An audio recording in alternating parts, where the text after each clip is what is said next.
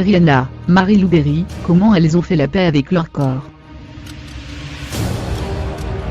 Trop mince, trop ronde, trop tout.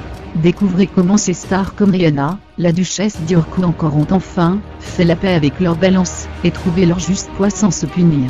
À chacune son déclic. Le poids de mon corps fluctue, ce qui signifie qu'un jour je peux porter des coupes ajustées, et qu'un autre j'enfile plutôt des modèles oversize. Rihanna est formelle, les histoires de balance, du qu'en dira-t-on, elle a été raillée sur les réseaux sociaux pour ses rondeurs, elle n'en a cure. La chanteuse parolière, designer, mannequin barbadienne qui tenait ses propos lors de ses masterclass de mode, Fenty University, se connaît jusqu'au bout des ongles. Du haut de ses 29 ans, elle a démontré qu'entre son corps et elle, c'est elle la bosse. Être au juste poids, c'est être dans la compréhension de ce qui nous nourrit jusqu'à parfois nous gaver les aliments bien sûr, mais également les pensées négatives, notre histoire douloureuse, ou encore notre éducation. D'autres stars ont été confrontées à ces dictats. Dès l'âge de 15 ans, Sarah Ferguson a réalisé qu'elle avait mis la nourriture au centre de sa vie. À partir de là, j'ai bataillé sans cesse pour contrôler mon poids. J'ai testé tous les régimes existants. Je faisais du yo-yo, a confié la duchesse Dior, 58 ans, lors d'une interview au magazine Hello. Pour la nutritionniste Catherine Malpa, auteure de Faites la paix avec votre assiette, paru aux éditions de La Martinière, la fin émotionnelle est la plus redoutable. À la moindre contrariété, le cerveau reptilien prend le dessus. Et nous voilà, la main dans le paquet de chips sans même y penser. Il faut comprendre ce qui génère la colère, la frustration, etc., poursuit la spécialiste. La stratégie gagnante, c'est de feinter avec ce cerveau reptilien. Après une journée stressante, la naturopathe conseille de manger. Oui, mais pas n'importe quoi. On s'offre un apéro crudité. Préparez une assiette avec de l'avocat, des carottes, des amandes, des olives et une dash. Oui, c'est autorisé une dash, des petites boules de mozzarella, ça cale avant le dîner, conseille Catherine Malpa.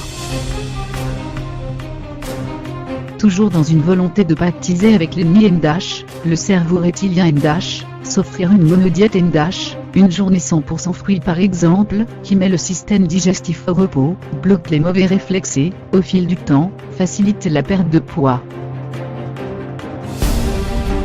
L'expérience de cette monodiète a été une véritable révélation, raconte l'animatrice Karine Tassandier, Télématin sur France 2 et 8 chances de tout gagner, sur France 3. Mon teint, mon humeur, ma vitalité s'en sont trouvées modifiées. Pour le mieux. Car finalement le juste poids, c'est être au milieu de sa santé. Aller vers du bon pour soi plutôt que contre soi. Marie-Lou Berry a perdu du poids pour sa santé. Vers l'adolescence, plus j'étais forte, plus je me sentais forte. La graisse était une muraille, qui me protégeait de l'agressivité. Dès l'âge de 12 ans, j'étais énorme, confiait Marie-Lou Berry au magazine Elle, en avril 2011. Son déclic, son rôle dans Vilaine. Exit les bêtises et bienvenue au sport. 6 ans après, la jeune comédienne persiste et signe. Elle s'est trouvée. Sarah Ferguson en perpétuelle lutte contre son addiction. Je mangeais continuellement, je me noyais dans la nourriture, racontait la duchesse Dior, au magazine Hello. Pour se libérer de ses chaînes, Sarah Ferguson s'est battue et a tenu. Je croyais que je ne perdrais jamais ce poids, que je n'avais aucun contrôle. J'ai limité les aliments sucrés, autant que possible et surtout j'ai marché, monté et descendu des escaliers. Josh Salzman, son coach, no de la rédaction, savait que ce dont j'avais besoin, était de briser mentalement des barrières. Point. Aujourd'hui, l'ex-femme du prince Andrew tient son cap. Karine Tassandier ne voulait pas spécialement maigrir mais retrouver la pêche. J'ai décidé de revoir mon alimentation pour me libérer d'une fatigue permanente, explique l'animatrice des escapades de Petit Renaud sur France 5. En supprimant le blanc, le riz, le pain, les pâtes, les produits raffinés, la chroniqueuse a perdu 20 kilos, et beaucoup de vieux réflexes dont le comptage de calories. Une expérience qu'elle raconte dans Mes recettes du bonheur, l'esprit léger, édition de La Martinière. Un livre malin pour gérer son poids.